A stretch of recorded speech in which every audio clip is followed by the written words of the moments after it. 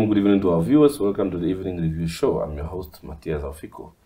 Well, last week, the University of Namibia and the Environmental Investment Fund launched a series of short courses well aimed at equipping students with knowledge around climate change. Of course, we have in the studio tonight Mr. Eliakim Hamunyela from the University of Namibia. He's the head of environmental sciences. We also have Ms. Bernadette Shalumbu from the EIF. She's a manager for programs and programming. Good evening, colleagues. It's a pleasure having you here tonight. Good evening. Thank you for the invitation. Thank you very much. Can anyone can go first, just to give us a summary on what this is all about and how it came about, how this partnership really came about? Go first. Thank you very much. Yeah. Well, this partnership between UNAM and the EIF came a long time back, 2-3 years ago. We've been working on the idea of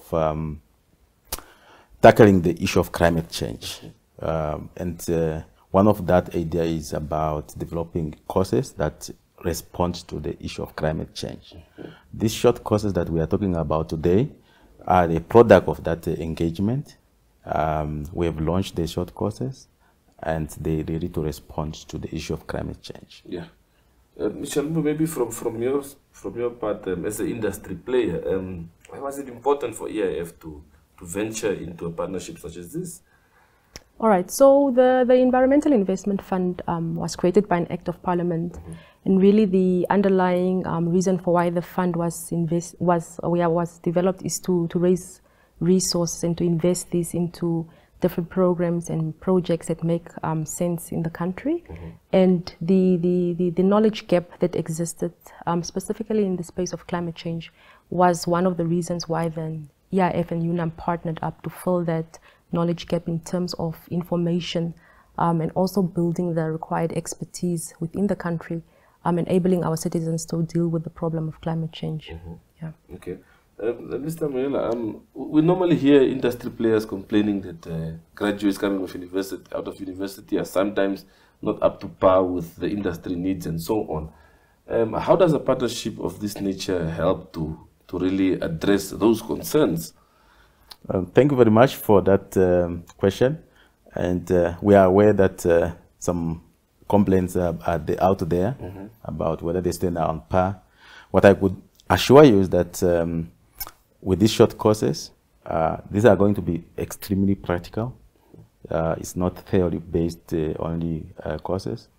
And we are going to leverage the expertise from the University of Namibia, as well as the expertise from the Environmental Investment Fund, to teach these short courses. So they need to bring not only the theoretical part, but also the practical part of it together.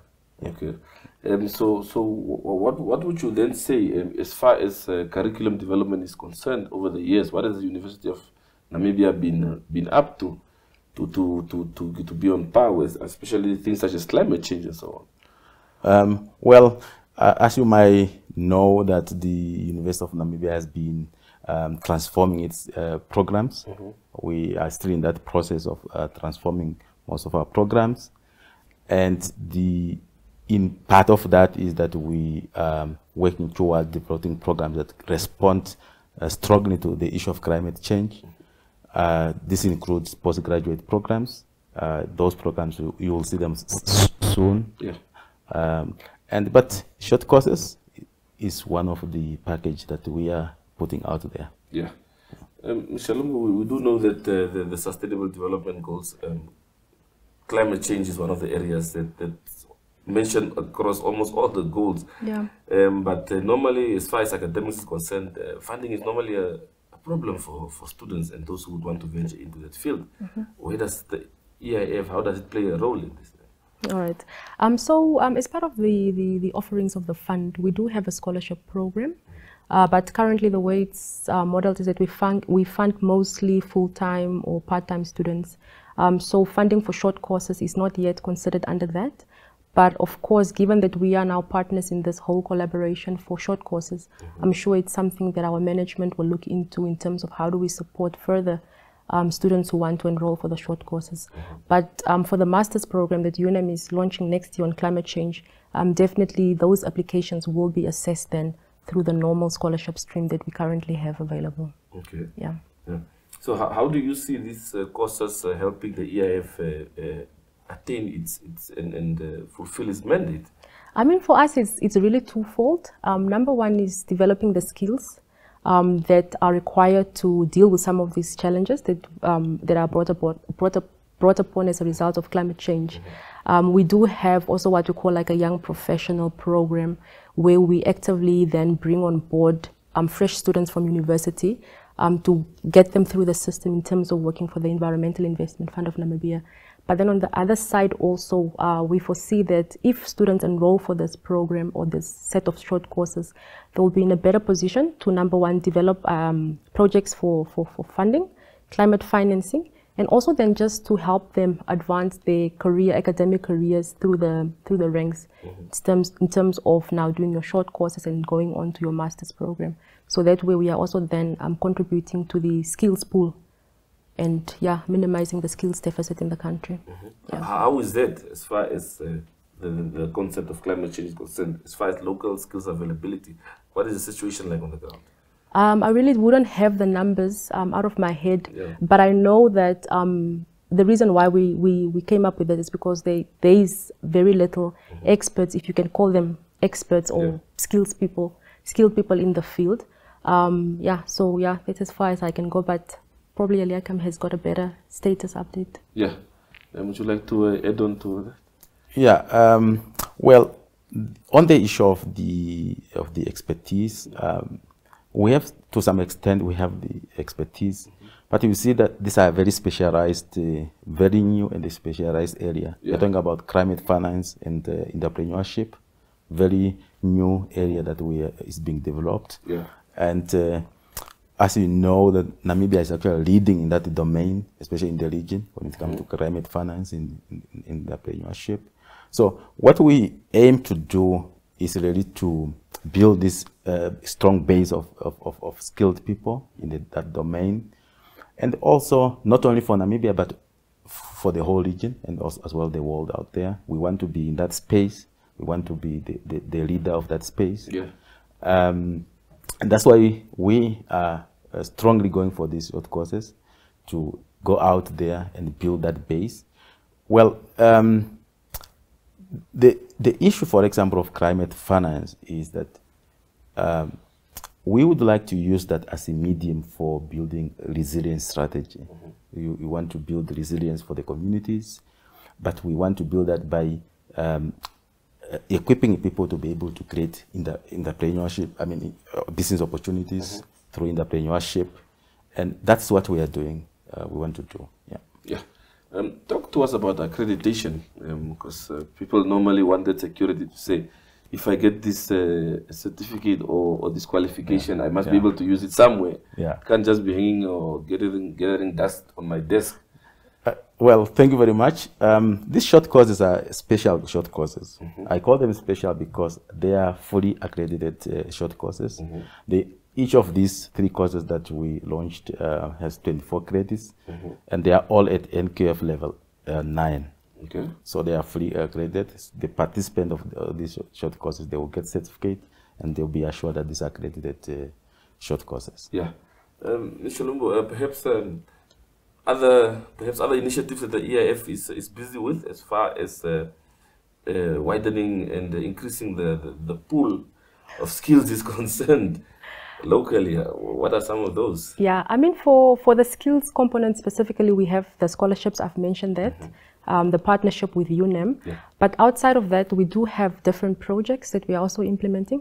These are mostly funded by your various development partners.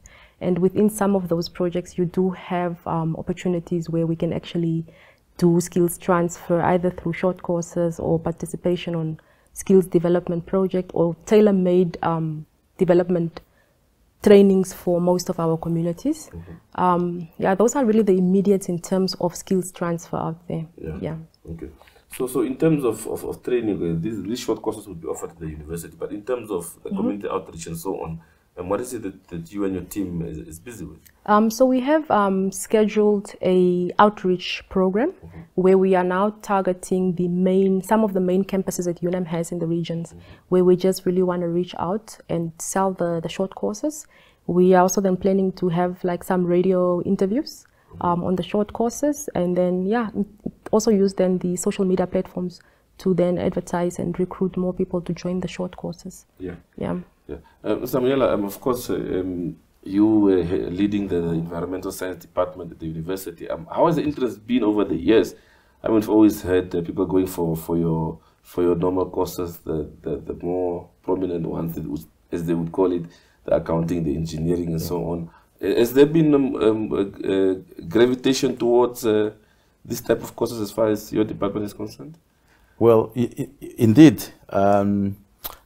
People have realized that the climate has changed, and there's a strong need to address the issue of climate change. And this climate change is cross-cutting to affect all sectors of the economy.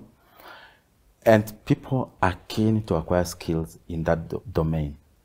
When we launched the short courses, people were calling, asking about the short courses, which shows that people are really interested to acquire the knowledge in that domain of climate change, especially on the management of climate change projects, as well as the climate finance. And in addition to that, to get the basic foundation of what climate change is. Okay.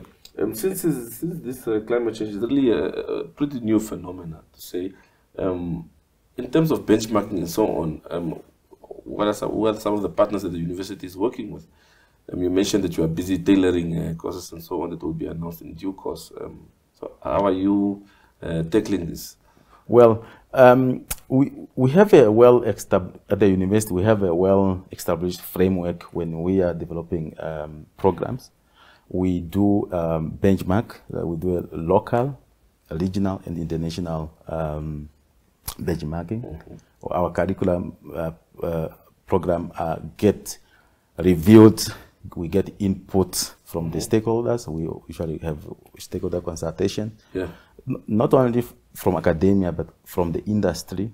So our programs are indeed exposed to that scrutiny, whether they are responding to the needs of the society, and as well as scrutiny by the experts to really check whether they are on par with the international level. That's why when you see a program, a short course coming out, it has been scrutinized and is indeed of international standard. Ms. Shalumbu, of course, as much as the EIF is into the climate financing arena, would you say your work is starting to show in the communities as far as tackling environmental challenges is concerned?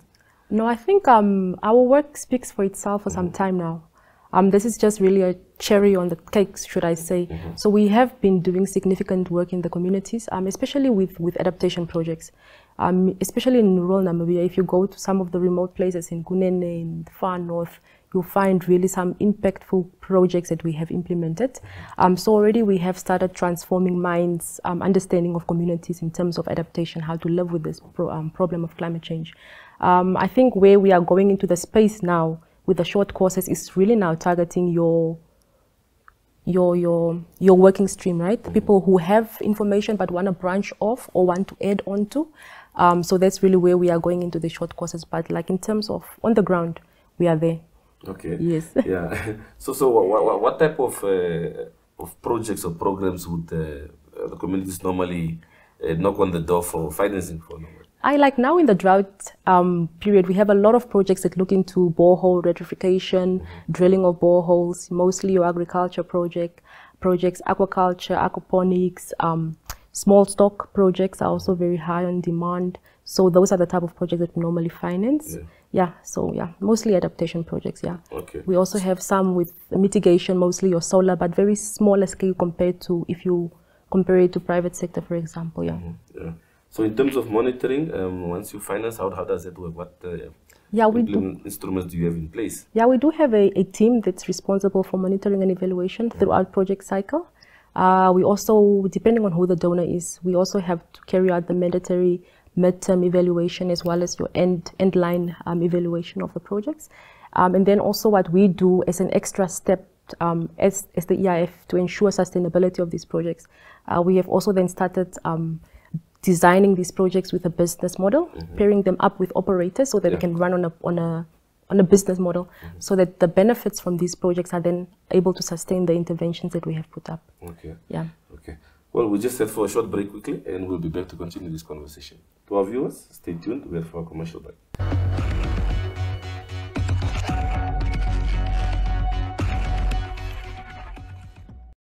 Connection. It's in the human touch, the feeling of belonging. It inspires us and empowers us, creates clarity from complexity. It starts new conversations, unlocks the power of advice, and makes an impact on your life. At Alex Forbes, we pioneer insight to provide you with advice that connects your decisions of today to your impact tomorrow.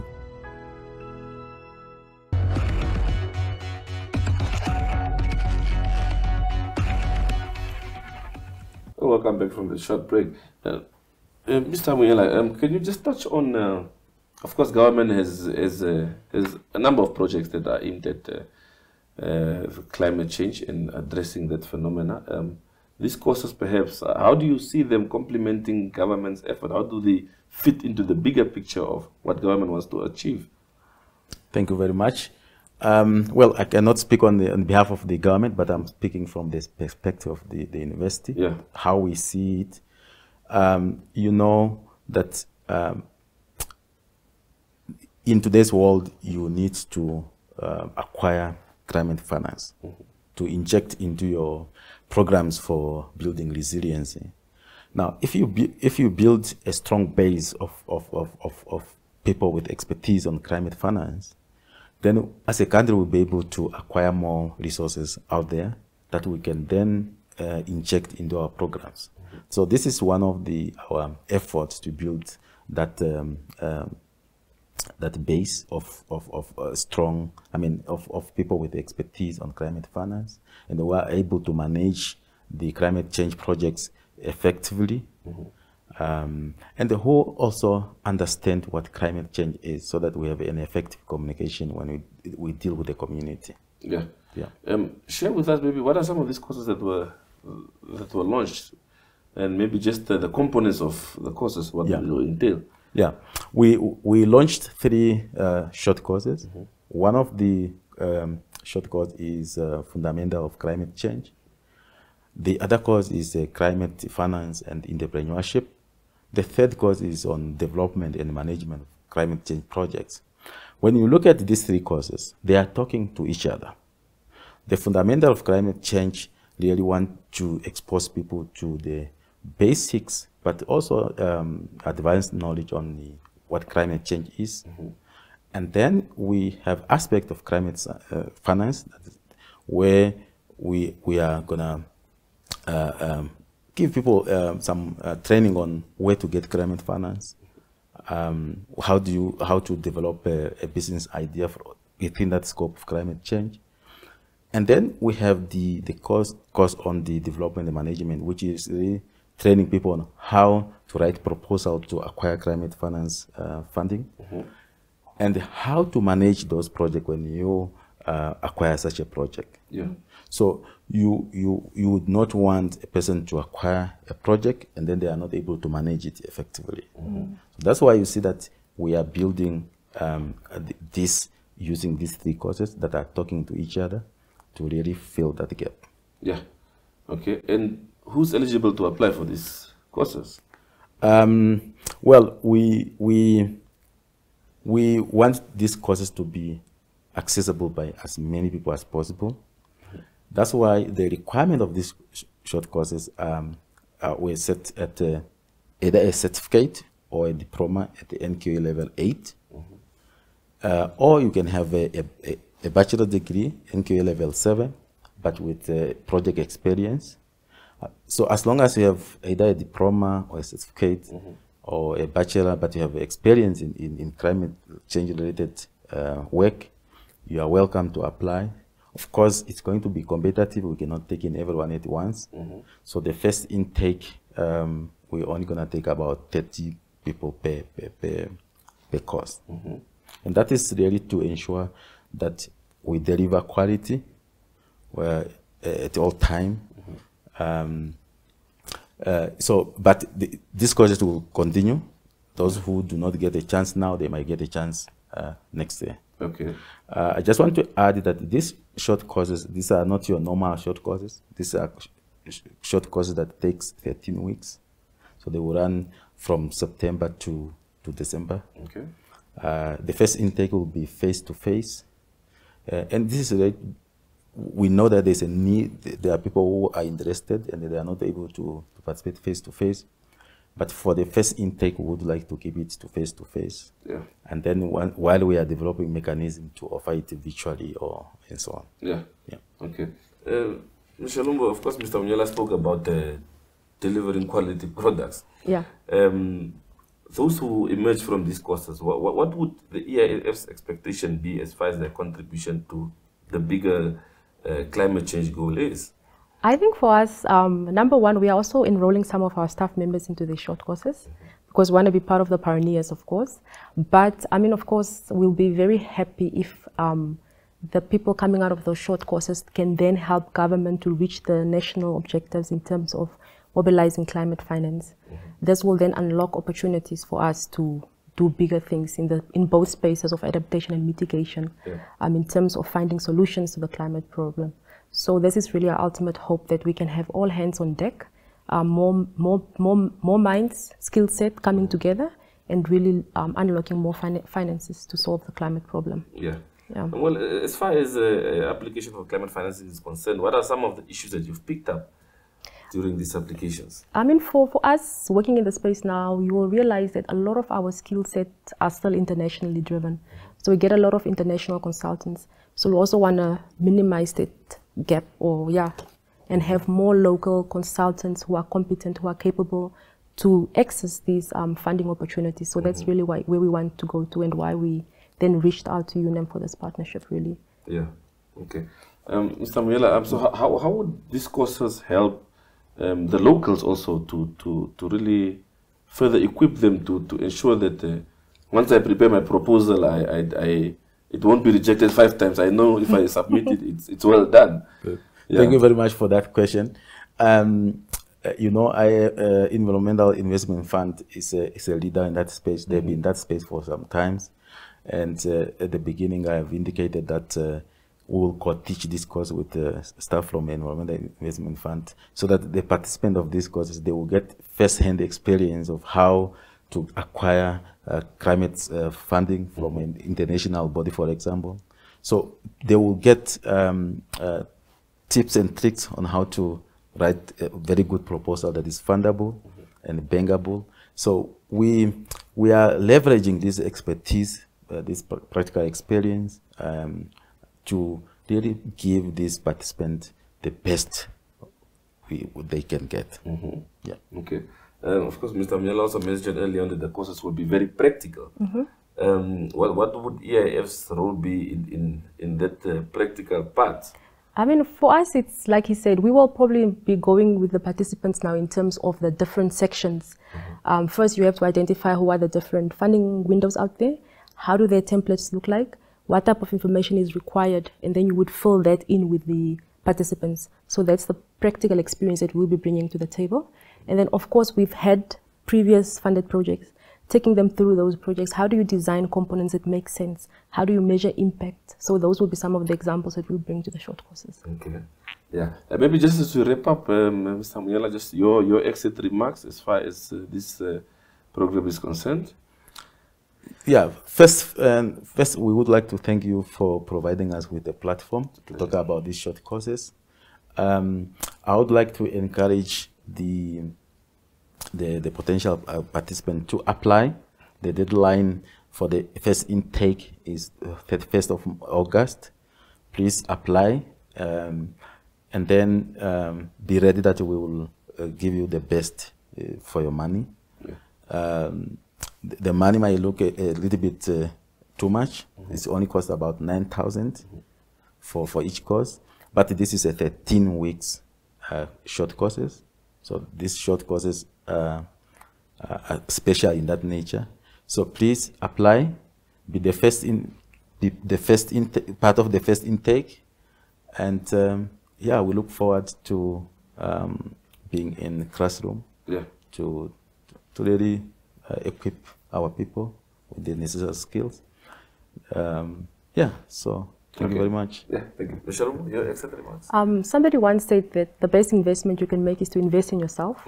So I can only encourage the public out there to really invest in themselves. This is something that is really, nobody can take this away from you when you stand a chance to enroll for the masters as well. So please make use of the opportunity and register. Okay. Well, Alex, thank you very much for coming this evening, and it was a pleasure having you on the show tonight. Thank you very much. To our viewers, that's it from the Evening Review team this evening. See you again tomorrow, same time, same place. Have a pleasant evening.